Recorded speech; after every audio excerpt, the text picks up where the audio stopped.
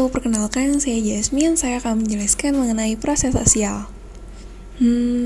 Pernah nggak sih ketika lagi nggak fokus di kelas, terus tiba-tiba dipanggil sama guru kalian? Ternyata disuruh ngejelasin apa yang lagi dibicarain di depan kelas. Wah, pasti nggak tahu jawabannya. Ya iyalah, karena kan lagi nggak fokus. Nah, pasti habis ini nih, kalian bakal ngeliat ke sekeliling ruangan dengan tatapan meminta bantuan ke teman-teman. Terus, untungnya ada teman yang baik mau ngasih jawaban. Nah, dalam hal ini banyak banget hal yang begitu aja terjadi. Hal-hal ini menimbulkan banyak pertanyaan. Kenapa sih kalian harus khawatir untuk menjawab pertanyaan guru yang salah? Atau kenapa gak jujur aja sih? Kenapa juga kalian ngeliat ke sekeliling kelas dengan berharap teman-teman kalian memberikan jawaban? Kenapa juga teman kalian mau ngasih jawaban? Padahal kalau ketahuan guru, pasti dimarahin. Ya nggak sih? Nah, apa yang kita bicara ini adalah sebuah interaksi sosial yang berulang. Dan itu bisa disebut juga dengan proses sosial. Lalu, apa sih yang dimaksud dengan proses sosial? Apa sih definisinya? Jadi, proses sosial ini adalah suatu bentuk perilaku sosial yang interaktif dan repetitif yang ditemukan dalam kehidupan sosial. Nah, proses sosial ini merupakan bentuk interaksi sosial yang terjadi berulang kali, seperti yang tadi aku jelasin. Atau sederhananya ya, proses sosial ini adalah cara-cara di mana individu atau kelompok berinteraksi dan membangun hubungan sosial. Nah, kalau proses sosial merupakan bentuk interaksi sosial yang terjadi berulang kali, lalu apa sih ini maksud dengan interaksi sosial? Sama aja dong kayak proses sosial. Jadi interaksi sosial ini merupakan proses di mana seseorang bertindak dan bereaksi dalam hubungannya dengan orang lain. Interaksi sosial ini merupakan syarat utama terjadinya aktivitas-aktivitas sosial. Apa yang kita pahami sebagai masyarakat itu sebenarnya merupakan ekspresi proses sosial loh. Nah, di masyarakat ini kan ada orang yang bekerja sama, ada orang yang berkompetisi, ada orang yang berkonflik, ada proses asimilasi dan ada akomodasi. Nah, tanpa memahami proses sosial ini mustahil banget buat kita menjelaskan apa yang terjadi di masyarakat. Jadi, penting banget buat kita ketahui. Proses sosial ini dibedakan menjadi dua, yaitu proses sosial asosiatif sama proses sosial disosiatif. Nah, bedanya apa sih?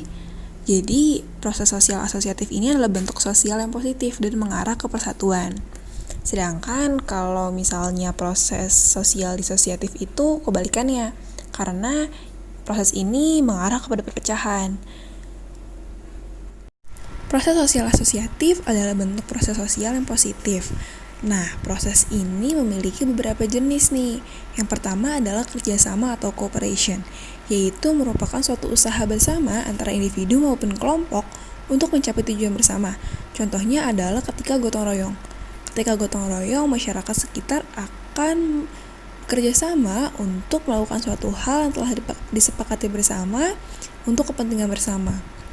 Nah, yang selanjutnya adalah akomodasi atau accommodation, yaitu suatu upaya yang dilakukan untuk menyelesaikan konflik oleh pihak-pihak yang bertikai. Contohnya ketika guru menyelesaikan masalah antara dua orang siswa. Yang ketiga adalah asimilasi, yaitu percampuran antara dua kebudayaan yang melebur menjadi satu kebudayaan baru. Contohnya adalah warga negara Indonesia keturunan Arab yang tinggal di Jawa menggunakan bahasa Jawa. Lalu contoh lainnya adalah ketika musik-musik Indonesia atau musik-musik daerah dijadikan hip hop atau diremix dengan musik-musik yang kebarat-baratan.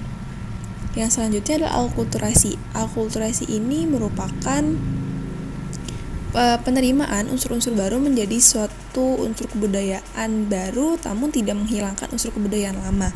Contohnya ini adalah ketika musik Melayu bertemu dengan musik Portugis yang pada saat itu dibawa oleh para penjajah, menghasilkan sebuah jenis musik baru, yaitu musik keroncong. Nah, yang selanjutnya ini ada proses sosial disosiatif. Proses sosial disosiatif ini memiliki berbagai jenis.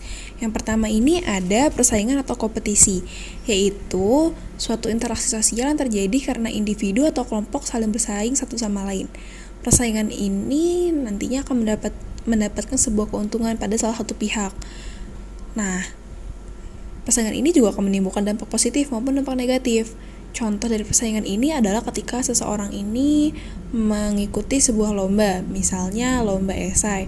Nah, ketika melakukan sebuah lomba, maka akan terjadi proses persaingan antara individu atau kelompok yang nantinya akan menghasilkan salah satu atau beberapa pemenang atau pemegang keuntungan.